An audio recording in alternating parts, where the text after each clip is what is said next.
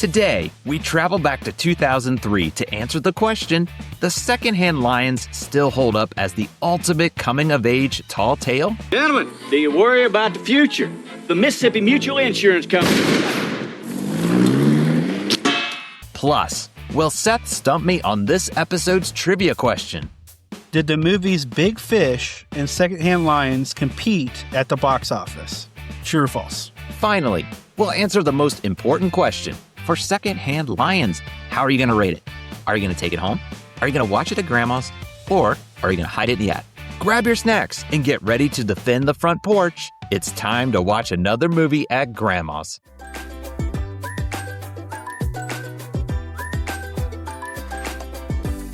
Hello, please come in. There's some fresh cookies in the cookie jar. There's a pitcher of Kool-Aid on the counter. Have a seat and make yourself comfortable. Welcome to Movies at Grandma's House, where we love to revisit the movies from our childhood to answer the question, does it still hold up? And is it family-friendly enough that even Grandma will enjoy? And I'm your host, Isaac. Sometimes the things that may or may not be true are the things that a man needs to believe in the most. And I'm Seth. Jumpy little fellow. Quiet, though. It is great to see you, Seth. As a reminder for the ones at home, what is Grandma putting on for us to watch today? 2003's Secondhand Lions. So, if you have not seen this movie, this is your fair warning. We're going to be discussing the film at length. So if you don't want it spoiled, consider it spoiler territory going forward. Well, while Grandma's messing around with that VCR trying to get the thing figured out, let's look at some movie facts on the back of the cover and some film facts. So Secondhand Lions was released September 19th, 2003. It had a budget of $30 million. The box office, $48.3 million. Looking around at some reviews, IMDb has a 7.5 out of 10. Rotten Tomatoes is a 60%. Letterboxd has a 3.6 out of 5. Currently, as of this recording, you can watch it for free on Tubi. It stars the late Robert Duvall, Michael Caine, Haley Joel Osment, and many more. And it's in association with New Line Cinema. And last but not least, we have to hear, how does Grandma feel about this film? Granny's family-friendly rating for Secondhand Lions is a B- for violence and adult themes. And we'd love to hear from you, so be sure you leave us a comment down below how you would rate it and any memories you have of this film when it came out all the way back in 2003. Well, let's start with you, Seth. I'm really curious to hear, what are your first memories with Secondhand Lions? So I've been racking my brain and I've been trying to remember the first time I watched it. I know it wasn't in theaters, so I think I rented this one. Maybe. And and it became more of a pattern, I'll say, without giving too much away. That's what I love to hear is rental movies. You say that to people and they're like, oh, you mean digitally? It's like, no, rental movies that you actually went to the store and you picked it out. And sometimes you just see a cover and you'd be like, I'll give this a try because you're renting the movie. So I love that. That's one of those rental movies. We don't have too many of them. Looking back on movies we've covered, maybe there'll be more to the list as we cover them, though. This one, I remember our family loved. It was one that kind of hit for everybody, Grandma included, Grandma and Grandpa, the whole family could enjoy. So that's the kind of memories I have. It's just, this is one of those family, let's all gather around and watch it. I don't know if we rented it. I feel like one of us owned it, but we visit one of our relatives that did, and in some shape or form, it was on at one point. But with that said, again, this came back all the way in 2003. So some years have passed. What were your expectations then coming back on the rewatch? So really just hoping it would hold up. It's been quite a few years, and I didn't really know what will the quality, will the story hold up? Will the acting hold up? And that's what I was wondering. Yep, I'm right with you because I remember enjoying it. Like I said, it had a lot of funny parts and it was pretty wholesome. It had some, things here and there, but for the most part, something that the whole family could enjoy. So that's what I was hoping coming back and watching with my kids. It's something that they could enjoy and we just have a good time with it. That was kind of my expectations. I wasn't expecting too much of this one. Just hoping to recapture that nostalgia from all those years ago. Well, before we get to the plot rewind, let's pause just a moment to hear from our sponsors. Hey, Love movies as much as we do? Then bring the experience of the theater to your walls with movieposters.com. Whether you're into the classics, the blockbusters, or indie gems, they have something for every single film fanatic. As a listener of our podcast, you can save up to 15% on your order right now. Just use code Grandma's House at checkout. Head to movieposters.com and let's build your ultimate collection today. All right, let's take the VHS out of the cover. Let's put it in the VCR and press play.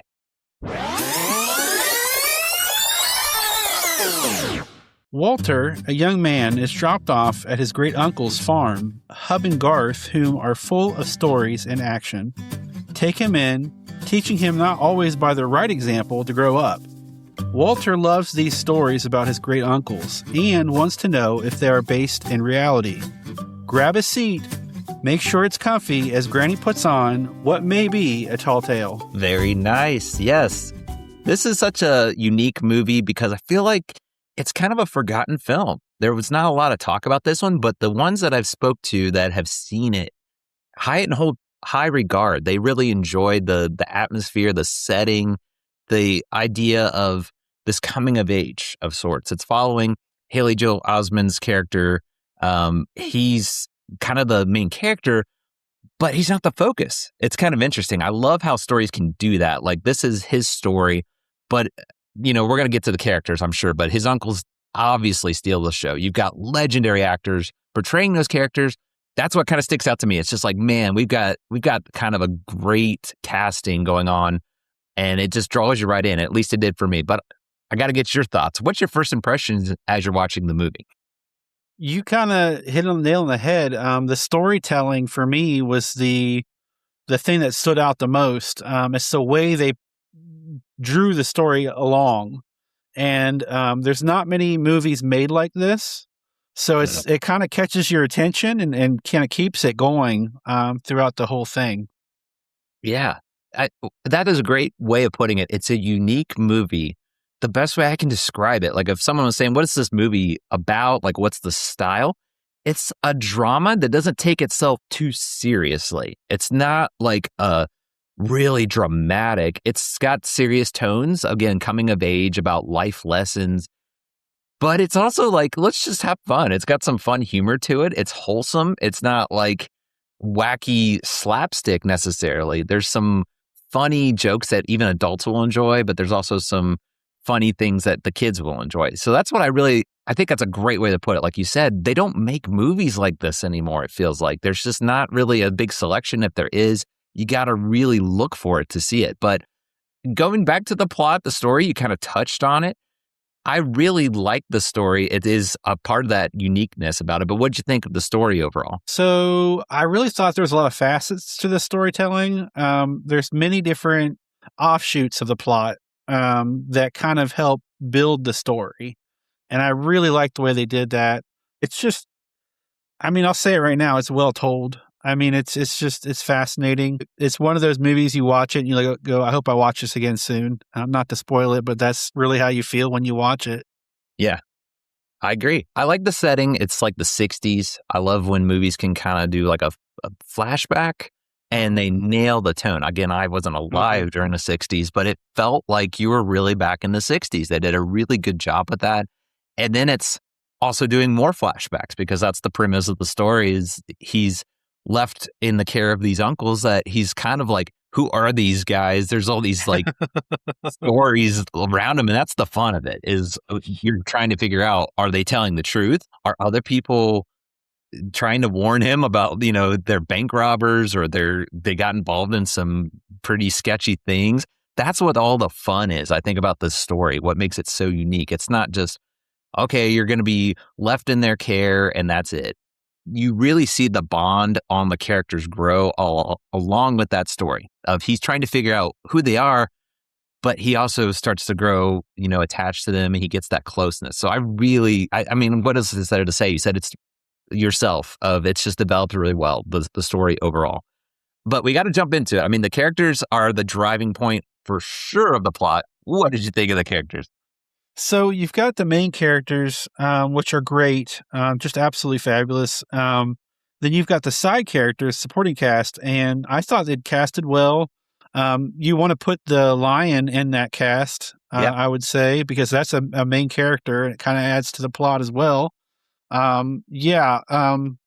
It's quite a riot. It's great. It's just like I said, legendary actors. Yes. As of this recording, Robert Duvall just recently passed, so it's kind of bittersweet coming back to this movie now. He's playing kind of that character that's older already, but now you hear about it and you see just how good of an actor. I always enjoyed Robert Duvall. He is so much fun in all of his roles. He kind of gets to shine a little bit more. A lot of the roles, I'm used to him seeing that supporting character, but he does a phenomenal job as a supporting character too. This one, he kind of is that main uncle of getting the spotlight at times, but also no disrespect to Michael Caine as well. He gets a lot of the spotlight too, and he just plays off of Robert Duvall so well. I mean, they have numerous quotes. I'm sure we'll get to the quotes here, but just focusing on their characters, I don't know. I'm thinking of like movies that have good dynamics, good chemistry. This is one that comes to mind of, obviously they're legendary actors, but Haley Joel Osment, you realize he had so much hype back in the day. You come back to it even years later, you're like, yeah, this is legit. Like, I'm going to say here, he was not overrated. I heard some people even say he was overrated. I'm like, I'm sorry. He was, a young child and he's acting like an adult. Did you feel that way about his acting and all the other actors, really?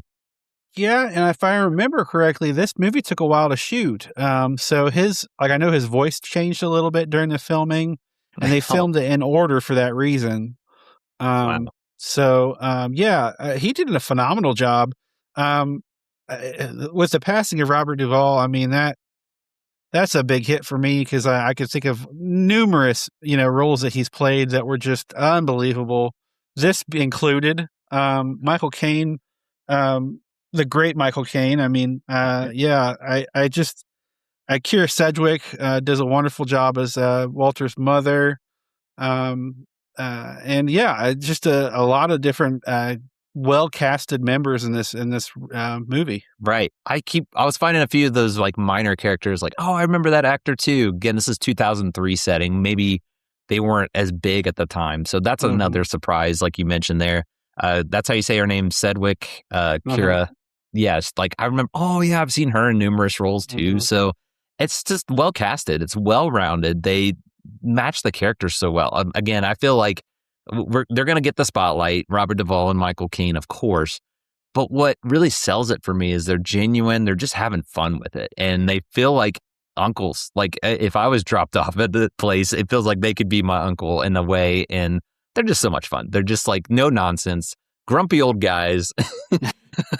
I get a kick out of it. I love it. I mean, I think we got to jump into it. Like, what are any scenes in particular that jump out to you with them? I mean, I love the introduction of their characters. That the dialogue is real sharp and to the point, and just very funny.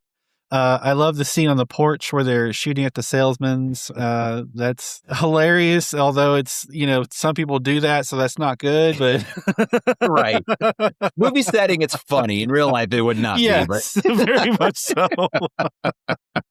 I still laugh at it though. I thought of that scene when we were coming back to consider it. I'm like, oh yes, I get to watch that scene. I remember us belly laughing at that when we first saw it because it's just out of left field. Go ahead. I'm sorry. It's fine. It was just the typical like salesman coming along. You're thinking, okay, how are they going to? And they just don't even hesitate to just reach for their gun. Gets me every time. It never is old. What I loved, I think one of my favorite scenes of the whole movie was when the guy comes and he has the what do they call that? The little the thing launcher to shoot at, like the. Oh yeah, I forget what those are called. I know what they're called, and I can't think of it. But like skeet shooting or whatever. Yeah. Anyway, it's just too funny. Too funny. I love it. It's just they are kind of your typical just grumpy old guys where they scare off some, but then they just spend their money on stuff like that. And Walter will even be like, "Why did you guys buy this?" And they're just kind of like, I don't know. Like we're just having fun. Like you're talking about the shooting clay pigeons or whatever they're called. Yeah. And yeah, I love that part. And then the big plot point is they buy that lion, and it's a used lion. They say it's a used lion. Secondhand lion. They're thinking they're going to hunt this lion, and it's more of a tamed lion, older lion, and that goes along with the story. Of course, Secondhand Lions. They kind of play off of that. I love that it kind of clicks as you're watching it. Like, of course, title scene, whatever you want to call it. But yeah, anything else to throw in there? What other thoughts do you have? I got a couple quotes. They're really quick. The first one is really poignant now that Robert Duvall has passed. Oh, yeah. He says, "What do you want me to do? Die of old age?" We're laughing, but I mean, it's just that, yeah, he played that so genuine. That was so great. The other quote I've got is, "Show him you're friendly, honey. Let him sniff your hand." And that's the pig. He calls it a dog. That's right. Pigs can be like that. So I love that. It's got that farm atmosphere. They're on that farm. And again, just two old grumpy guys on a farm. It captured that so well. I love it. There's one scene I wanted to highlight. So I really like the scene where Walter is about to leave, and you can watch the emotions interchange between Walter, Hub, and Garth. You can feel the love there. You can sense the rawness to it. It's just one of those scenes where it's like this bittersweet interchange. You know what I mean? Like you feel like, well, maybe it's time for him to go, and maybe it's not. You can't quite know how to feel about it. But the scene works its way through and progresses so that you do know how to feel about it. And I really thought that was well done. Just an amazing array of emotions there. Yeah. It's a great payoff. It plays on that, again, the plot. There's a story that Michael Caine, his character, I just refer to him as Michael Caine, but it's Garth. He's telling Walter about Hub and how he had this first love of Jasmine. And that's the name of the lion. That's, again, that play on how she's kind of that extra character. But up to that point, Hub is very bitter about it and shuts it down. But that scene you're talking about, it's such a great payoff because Walter learns about Jasmine and how that relationship was and the tragedy, everything, all that. So it felt so just a great way to close it, I guess, is a great way to put that coming of age. Their characters have grown together and they've earned it. It wasn't forced by any means. I love that. I mean, just to throw in, again, back to the quotes, I mean, it kind of goes in line with that again of Walter's getting these stories from Garth. They're sitting in the hospital when Hub was in there the first time. And he's like, tell me some stories about Hub and Jasmine. And it's progressing. And and he's just like, oh, you don't want to hear all these great old hokey stories, do you? And Walter's like, well, what else are we going to do? So Garth is just like, okay, where was I? I love that little, yeah, when you're at the hospital, what else are you going to do? Like, please tell me some entertaining stories. So I love that one. You got, of course, when he gets out of the hospital, that's another, what sticks in my mind is them on the porch shooting the guns, but also the bar fight scene with Hub and the greasers. I mean, that's just iconic. If you want to think of what's about this movie, it's still great because Garth yells at him, you just got out of the hospital. And Hub, it has like his hand on one of them. He's like, there's just 4 of them. I've got 2 fun facts about that. So. Oh, I can't wait. I cannot wait. Well, anything else? Yeah, real quick, if there's anything else to throw in there. I'm good. I'm ready for fun facts. All right. Bring them on. I can't wait. Okay, so hopefully I don't butcher this. But anyway, in Hub's fight scene with the 4 young men, Travis Willingham was hit 3 times in the face by Hub Duvall's character. This was due to a miscommunication. Duvall reportedly told him afterwards that he thought that Travis was a stuntman and that Duvall was supposed to hit him. I later read that he thought that he was supposed to be in the whole scene, and actually he was supposed to have a stuntman for that scene too. So they were supposed to, he thought the other guy was supposed to be a stuntman. He thought he was not supposed to have a stuntman. Well, he was supposed to have a stuntman. So Yeah, it was quite a an interesting miscommunication there. So the actor got hit in the face 3 times. That sounds painful, but I'm sure looking back on it, I mean, now again, you had Robert Duvall. Like, I got punched in the face by Robert Duvall, so It kind of works too. I mean, it works with the movie. It does. I love he gets the meat later because they show up later at the house, and he actually just. It's like they worked it out. It was so like boys will be boys, even though it's this older guy that beat up this greaser. It's just great. What more can you say about it? So you're gonna love this one. So what may have been inspiration for that scene? Michael Caine said that early in his career, he once held Sean Connery's hat while he fought off 4 men and beat them single-handedly. That is a stuff of legend right there. Can you imagine just being a spectator to that? You're holding that hat and you just watch a guy. So this story of Sean Connery and Michael Caine literally may have caused that scene to be in the movie. That's so cool. Yes. That's so cool. They just did a reenactment, it sounds like, pretty much. Robert Duvall is Sean Connery. That's great. All right, so this is a really cool fun fact. I think you'll love it. At one point, the movie was going to be a vehicle for Paul Newman and Robert Redford, which would have been their 3rd film together. I would love that. Yeah. I love Paul Newman, Robert Redford. Again, those are legendary names. This was just a movie of let's get the most legendary actors with so much to their resume that can play in that kind of role of just, again, drama, but it's just fun. It's not taking itself too seriously. They would have been great too. I mean, it's hard to say anyone else can do it, but I could see that also working with them. I'm sorry. I'll take Michael Caine and Robert Duvall though. That they just nailed it. I have to agree with you. It's just perfect. It's just they were meant for those roles. I mean, maybe they even were like maybe they wrote those roles because that was like an early on in the production of the film. So maybe as they were casted, they kind of wrote those for them. It's a fun fact. May have mentioned them. You know what I mean? Still, I love the what ifs though. So that's a really good one. I really like that one. So it's time for a fun fact trivia question. Are you ready? I'm ready as I'm going to be. Let's see if I can keep this. I'm, for the most part, doing good this season. I hope it continues. All right. So I hope this makes sense. I can read it twice if you need me to. Both coming out in the latter half of 2003, did the movies Big Fish and Secondhand Lions compete at the box office? True or false? Oh, man. That just hit me in the core memory because I remember that movie coming out too.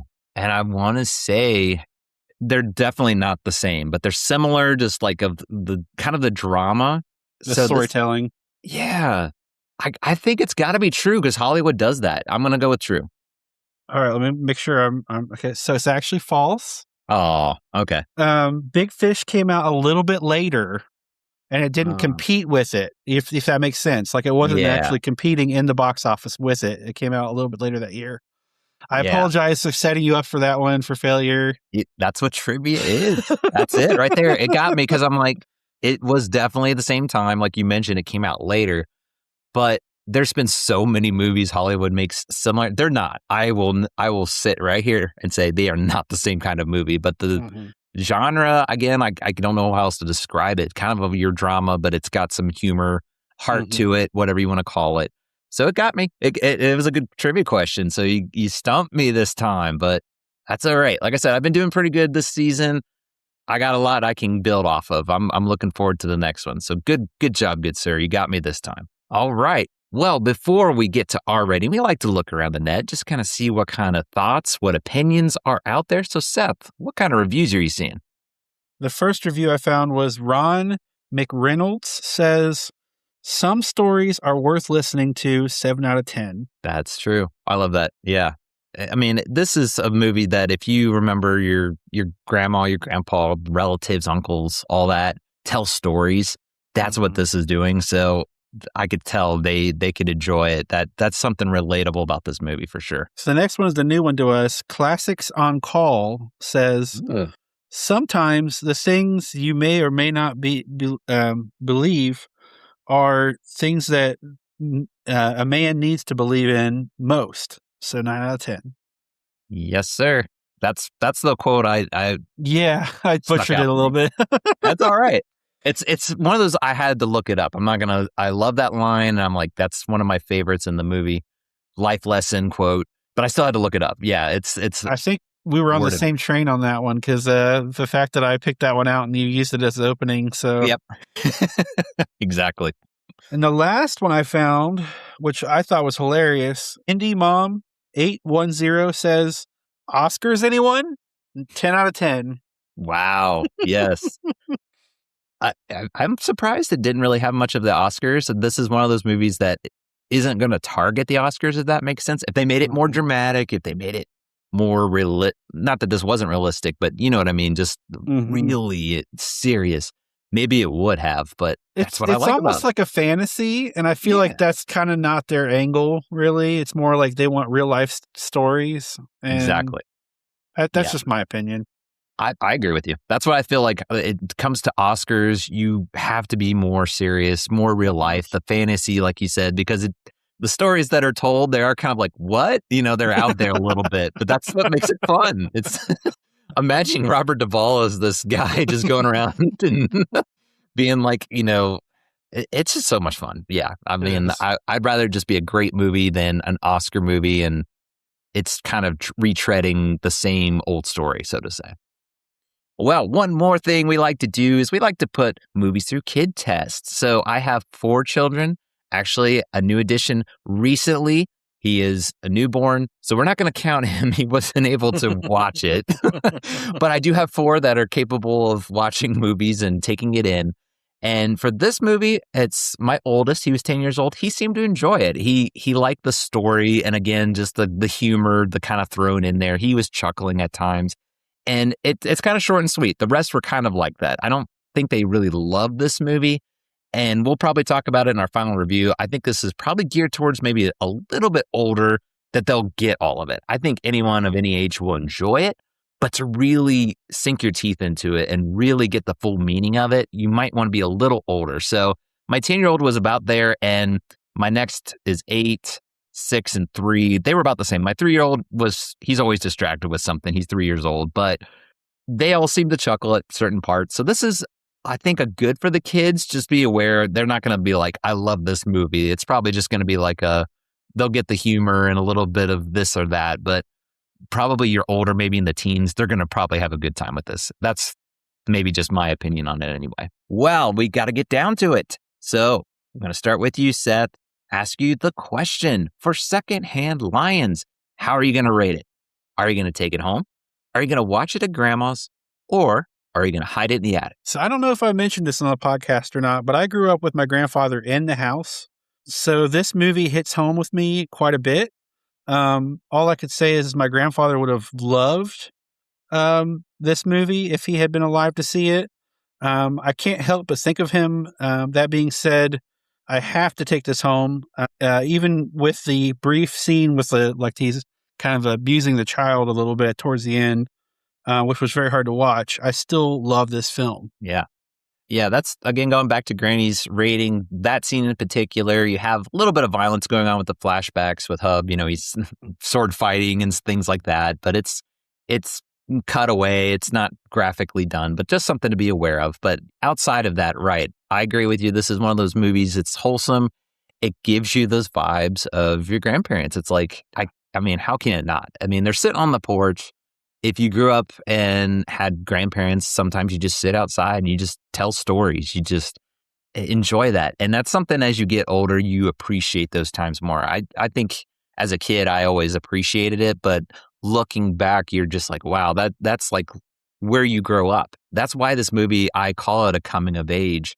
You're seeing Walter, he's coming in, he's asking like, where's the TV at? Where's this? And there's kind of setting him straight. It's great. And he learns the lessons from the stories that Garth tells him about Hub, and seeing the fun times of, you know, bar fights, life lessons of that sort of thing.